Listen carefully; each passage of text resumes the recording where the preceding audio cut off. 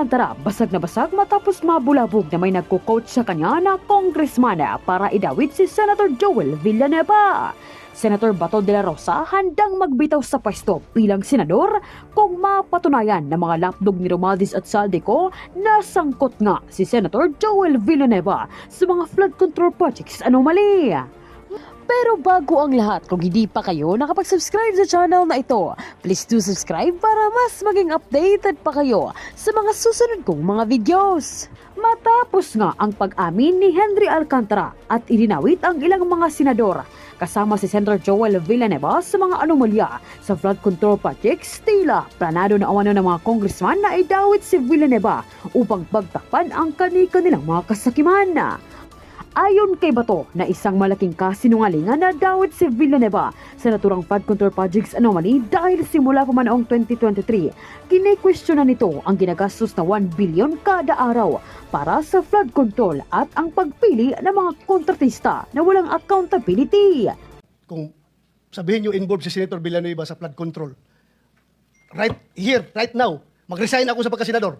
Kung sabihin mo na humingi siya sa inyo ng flood control, dahil ilang taon ko nang naririnig yan na sinasabi niya na ayaw niya ng flood control, galit na galit siya dahil ang Bulacan nababahan ng flood control. Pero kung sabihin mo na naghumingi ng flood control sa inyo, I am sure, hindi yan nangyari. No, Your Honor. Ha? Sabi ko nga po, hindi po. Ako po yung nagawa po Pero kung sinabi mo sana na sa bata niya na itong pera na ito para kay Joel Villanueva, Senator Joel Villanueva, tulong ko sa kanya, galing ito sa flood control, sigurado ako hindi tatanggapin yun, magbagwawala yun. I agree, Your Honor. Kaya hindi ko po sinabi. Hindi ako didipisahan yung kasamahan ko, ha? I agree, Just to Your be honest with you, alam ko yan, galit na galit siya sa flood control si Joel Villanueva. Ilang budget hearing niya dito, siyang pinakamaingay na nag-criticize sa DPWH dahil sa flood control. Pero kung sinabi sana ninyo na yung tulong mo na binigay mo, galing sa flood control, baka sasakalin ka pa noon. I agree, Your Honor. Thank you po. Yun lang, Mr. Chair. Maraming salamat. Na binanggit nyo about Senator Joel Villanueva, sabi nyo, wala siyang project doon. Pero, Engineer Alcantara, sabi niya, wala siyang project doon. Yung hiningi niya, hindi na-approve. Pero, how come na meron kayong binigay na SOP sa kanya? Kung SOP man tawag noon, bakit ka nagbigay doon na wala man siyang project na na-approve na ni-request niya sa inyo?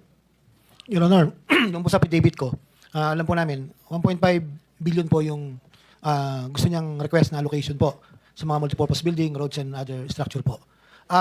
Yung allocation po talaga at that time, tulad po ng sinabi ko na nakaraang hearing, 600 lang po. Kami pa yung lumapit ni Boss kay Sec kung paano po mapagbibigyan sana si Senator Joel at 1.5. Ang allocation na lang pong natitira ay parang 600 po. So, nag-isip po kami ng paraan na paano po maimamatch in terms of proponent yung 1.5B maging ang initial computation po namin ay 150. So, nag-submit po ako ng 600 worth ng flood control at 25%. Magmamatch po dun sa 150. Sinabit po namin sa Manila po. Oh, pero yung flood control na yun, na project, sinabi mo, hindi alam ni Senator Villanueva.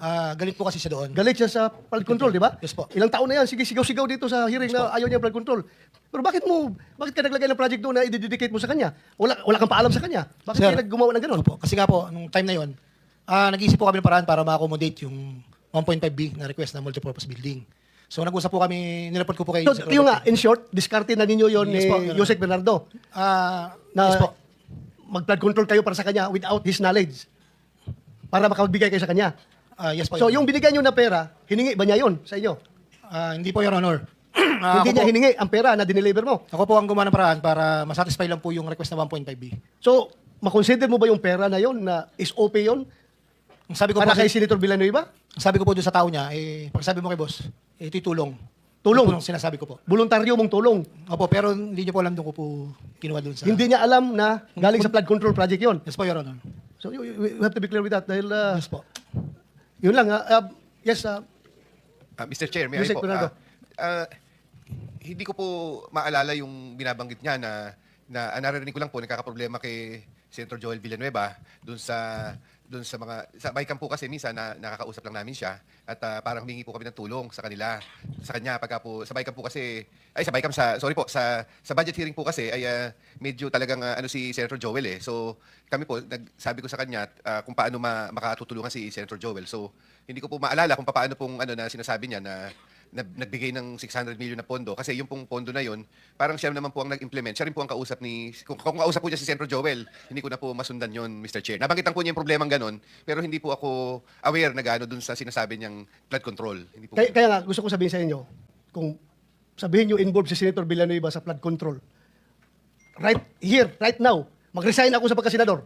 Kung sabihin mo na humingi siya sa inyo ng flood control, dahil ilang taon ko nang naririnig yan na sinasabi niya na ayaw niya na flood control, galit na galit siya dahil ang Bulacan nababahan ng flood control. Pero kung sabihin mo na naghumingi ng flood control sa inyo, I am sure, hindi yan nangyari. No, Your Honor. Ha? Sabi ko nga po, hindi po. Ako po yung nagawa po Pero kung ng- sinabi mo sana na sa bata niya na itong pera na ito para kay Joel Villanueva, Senator Joel Villanueva, tulong ko sa kanya, galing ito sa flood control, sigurado ako hindi tatanggapin yun, magbagwawala yun. I agree, Your Honor. Kaya hindi ko po sinabi. Hindi ako didipisahan yung kasamahan ko, ha? I agree, Just Your to be honest with you, alam ko yan, galit na galit siya sa flood control si Joel Villanueva. Ilang budget hearing niya dito, siyang pinakamaingay na nagkriticize sa DPWH dahil sa flood control. Pero kung sinabi sana ninyo na yung tulong mo na binigay mo, galing sa flood control, baka sasakalin ka pa noon. I agree, Your Honor. Thank you po. Yun lang, Mr. Chair. Maraming salamat. Yun ang sinabi nyo kanina. Yes, Your Honor. Nakakagulat na bilyon-bilyon piso pala ang pwedeng pakilaman ng district engineer. So, ganun ka-powerful o ang inyong kapangyarihan no, na pwede na rin kayo na maglagay sa ibang distrito. Your Honor, hindi po ako ang personally na naglalagay. I just want to clarify po this po. Upon the instruction of Congressman Saldico, sabi niya, masyado nang malaki yung Bulacan.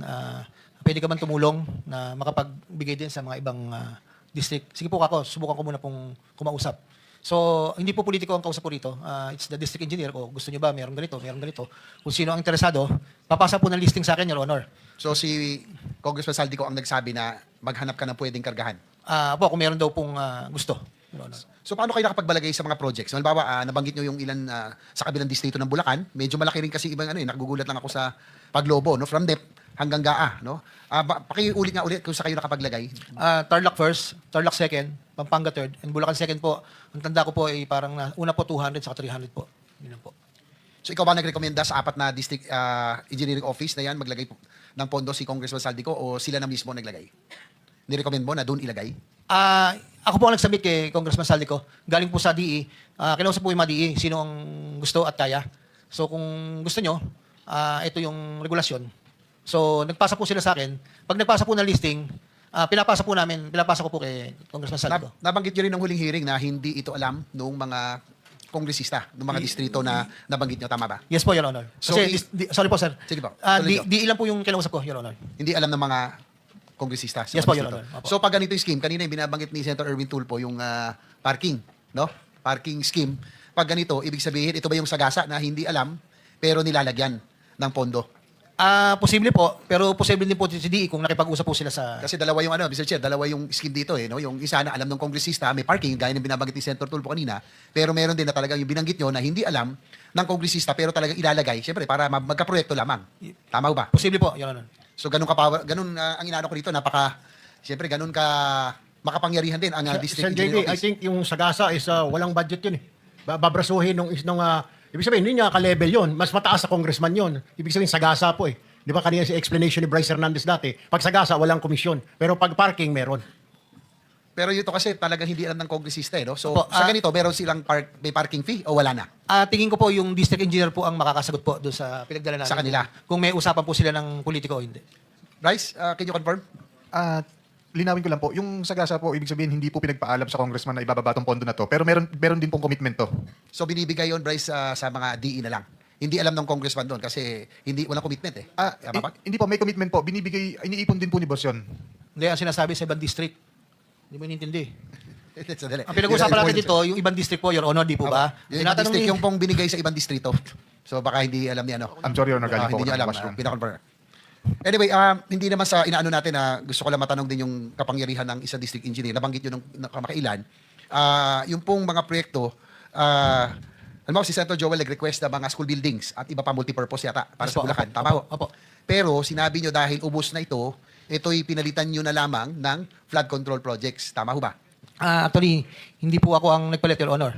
Sino po? Sa central office po, kami po ni Yusek Bernardo ang nag-usap. Para palitan. Pumunta po kami kay Secretary tungkol sa allocation po, Your Honor. So ganun din ibig sabihin kayo po at si Yusek Bernardo, kaya nyo napalitan into flood control.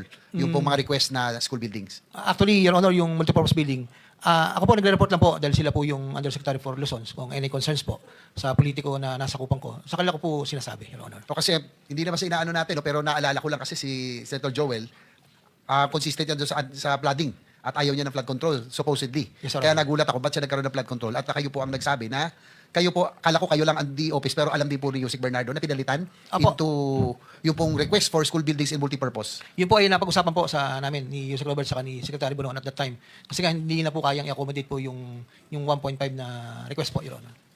At nabanggit nyo rin na meron, nang hingi ba si Senator Joel? Hindi sa inaano ko, no? Hindi Pero nire-reiterate lang natin yung inyo pong sinabi. Hindi po, Your Honor. Gaya po sinabi ko, ako po yung gumawa ng paraan at alam ko po kasi galit na galit po si Senator sa flood control po. Oh, yun nga kasi kaya natin tatanong Mr. Chair para malaman natin paano nila napapalitan. No, kung sino, si DE ba Hindi po. kasama si Yusek. Sa Bernardo. central office na po, nagsasabit po na listing, Your Honor. So kanina po nasabi po ni Yusek Bernardo, pinakilala po pala kayo kay Saldico mismo. Tama Yes ho po, ba? Your Honor. At ang tinanong ay kung mapapagkatiwalaan daw ho kayo. So ilang beses ho kayo nagkakilala?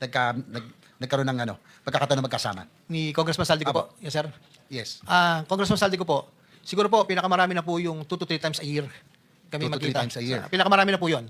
Napakadalang po kami magkita. Basta yun na pong, minsan po, nagre-request ako na, ano na po ang sitwasyon. Pag malapit na po yung submission ng mga listahan, yun lang po, mga 30 to 40 minutes po kami nag-uusap. Pero, so bago magkaroon ng deadline para sa submission for the preparation ng NEP ba to o sa sa GAA na? meron Since Rizal. pong NEP, meron pong para sa GAA. Kaya may 2 to 3 times. Bago Yeah. mag-NEP, mag-meet kayo kung ano ang pwedeng maipasok at bago meron din sa GAA. Bago Actually- lumabas sa GAA. Actually po, yung meeting po, nagtatanong lang po ako kung meron po bang ibababa o wala. Kasi po para makapaghanda po ako ng listahan kami po, makapaghanda po. Yun lang po ang nagiging usapan namin po doon. Nabanggit na rin lang kanina ni Yusek Bernardo na meron pong commitment fees, no, para po kay Congressman Saldico. Ano po ang usapan nyo pagdating sa kitaan para sa projects na inilalagay nyo sa ibang districts? Meron pa, paano naman yon? Kasi nabanggit nyo na 25 pag sa distrito. Pero paano yung galing sa ibang distrito at paano po ang Ganun din po. Ate Anon? Your Honor, ganun din po. 25 din po yung ang kinukuha po. Yan po yung mapapatunayan ni Engineer Carlo dahil siya po yung inutusan kong coordinate po doon sa mga district engineer, Your Honor. So sa DE, ganun din? Meron din yung DE doon? Hindi ko na po alam kung Hindi na. paano po ang proseso nila, Your Honor. Well, itong anomalya ng flood control projects ay maituturing na isang malaking organized crime syndicate. Kaya nga, sana makabalik tayo muli doon, Mr. Chair, doon sa mga talagang perpetrator, sa mga nagsimula nitong nag-draw up nitong scheme na ito. No? Nakakalungkot, parang napupunta tayo dito sa mga kasama natin. Sinabi mo sa affidavit mo, ang connection mo kay dating Yusek Bernardo ng DPWH na kayo ay magkakilala noong 1997 pa. Malaking papel ang ginampanan mo sa pag-angat ng iyong career sa DPWH at mukhang malaki rin ang papel niya sa iyong pag-unlad, no? Sa madaling salita, malalim ang sabi na nga, malalim ang bulsa at pinagsamahan ninyo, no? Kanina umamin naman si Yusek Bernardo at humingi ng tawad. Sa tingin niyo ba, bakit lubos ang kayong pinagkatiwalaan ni Yusek Bernardo? Ano ang binigay at pinakita mo sa kanya para ikaw ay mapili niyang tulungan makaangat sa buhay?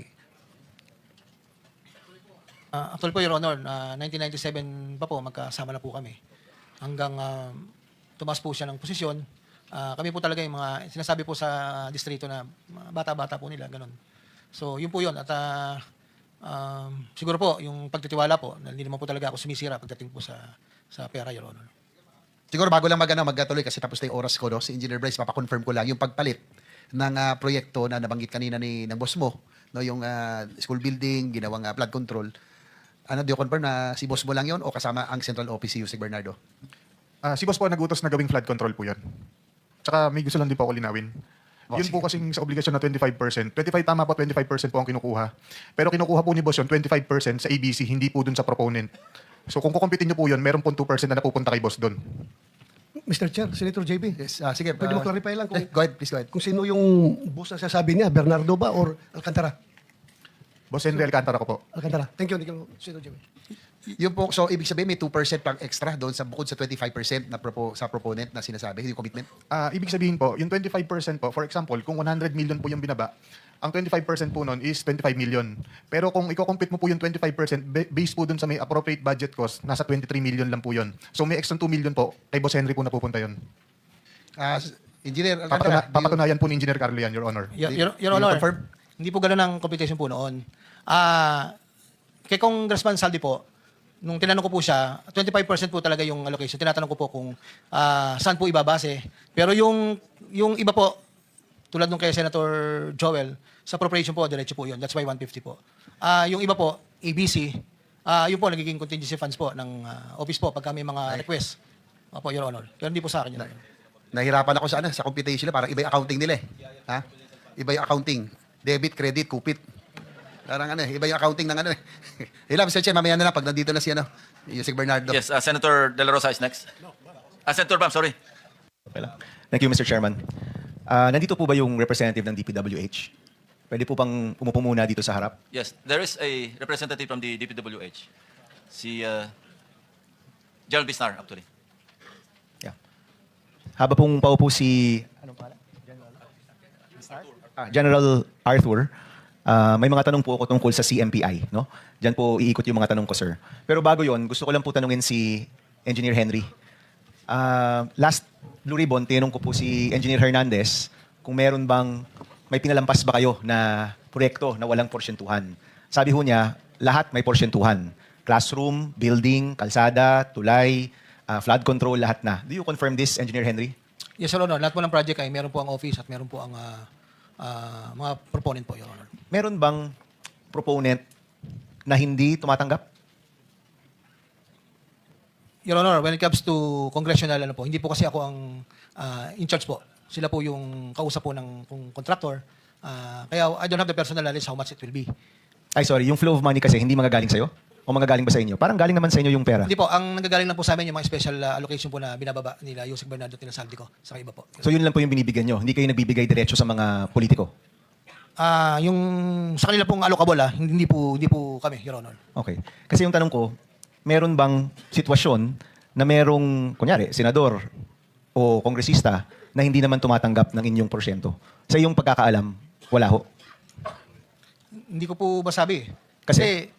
Minsan po may mga bumabang proyekto na tao lang po ang kausap. Yung meron pong local government, bigay daw po sa kanila ng ganito. Hindi ko naman po pinakikialam na kung anong transaksyon nila. So ganun, wala kang porsyentong binibigay doon? Yung para po sa proponent po? Oo. Wala po, hindi po. Pagka Okay. ganun, hindi na po namin kausap yun. Basta po may mga tao-tao po, hindi na po namin kausap. Paulitin ko po So may mga proyekto na merong porsyento yung proponent, may mga proyekto na walang porsyento yung proponent. Your Honor, hindi ko po masabing wala dahil hindi po ako yung kausap. Meron po kasing nagke-claim. Halimbawa po, may bumaba na po sa GAA. Halimbawa po, example, isang mayor. Di kami ang nagpababa niyan. Okay. Sige po, kung sino yung kontraktor niyo, okay. May porsyento po. yun? Hindi ko na po alam sa kanya. Hindi, nagbibigay ka ng porsyento doon sa mayor. Hindi po. So nabibigay mo yung project cost noon 100%? Yes po. Okay, Yun lang so po ang standard na sa DP. Yun po ang binibigay sa amin ng kontraktor nila. so ulitin ko po So yung usual na hatian, may porsyentuhan, pero kapag LGU ang nagsabing kami po yung nag-request nito, 100% of the project cost nabibigay niyo po sa kanila para sa proyekto. Tama po ba? Hindi po. Meron pa rin po yun para sa office. Para sa inyo? Sa office po. Pero Magkano sa politiko po, Hindi mo alam? hindi ko po alam. Magkano yun? Magkano yung binabawas ninyo kung LGU yung nagpapatupad? Same pa rin naman po. Pagka roads and building, mga nasa 6 po. Minsan may discount ng konti. Yun po. Depende po sa contractor. 6%? Yes po. So 94% mapupunta dun sa project? Yes, Your Honor. Okay. So that's the only case na, may bawas pa rin yan, pero that's the only case na siguro yung proyekto talagang matutupad. Normally po, pagka building and roads, kung ano po yung indicated length, kung ano po yung size, lalabas po yan, Your Honor. Okay, thank you for that, Engineer. Let me ask Yusek Bisnar tungkol sa CMPI. Ano po yung CMPI? Good morning po, Mr. Chair. Good morning. Yes, sir. Good morning, Your Honor. I am Yusek Arthur Excuse me, Bisnar and Papa, tekot ka. Yes, Papa-out ka lang. Yusek Bisnar, kindly stand and raise your right hand. Do you swear or affirm to tell the truth, the whole truth, and nothing but the truth in this proceeding? Thank you. Sorry, Yusek, itong tinatanong kong bago po kayo, no? Tama po, no? I was appointed yesterday. Okay. Okay. Your Honor. Pwede po kayo mag-call a friend. Baka po may Yes, sir. matagal na pong nandyan na pwede pong sumuporta po sa inyo. Actually, I have with me Director Borromeo of the Bureau of Construction. Baka po si Director Borromeo Yes. na lang po, Yusek. Ang tanong ko. Very technical naman po yung mga tanong ko po. Sige po. Is that ASEC Borromeo or Director Borromeo? Nag-oath na po kayo, Mr. Borromeo. Director po, ASEC? Director po. Director, okay. Director Borromeo, ano po yung CMPI? CMPD yan, sir. CMPD, ano yung CMPD? Construction Materials Price Data. How is that determined? So, determined, yan ang nag-control ng mga presyo ng mga construction materials na ginagamit natin to derive the DOPA of the project. So lahat na yan, sir, before naibigay na yung authority ng CMPD sa mga implementing offices sa region at sa district, at ngayon ibinalik na natin sa central office para makontrol natin Ayun. ang mga presyo. Bakit niyo po binalik sa central office, Director? Kasi mayroong mga discrepancies na, sir. Na Okay. Maski yung kapitbahay na district office, Ang lalayo ng presyo. In fact, ang nakita ho namin, yung presyo ng semento compared sa mga hardware store, mas mataas pa po ang ibang CMPD. Totoo po ba to? may mga ganong pangyayari, sir. Kumbaga po, bulto-bultong binibili ninyong semento, pag pumunta ka sa hardware store, mas mura pa doon. Malamang, sir, may ibang distrito at district at mga region na ganyan ang nangyayari. Na-monitor niyo po yan, ano? Yes, sir. So ngayon po, I'm happy to hear, hindi ko ho alam na binilik niyo na po sa central office. No? So binilik niyo po sa central office, ngayon po nakabantay na po kayo dyan. Nabandayan na, sir, at probably by next week,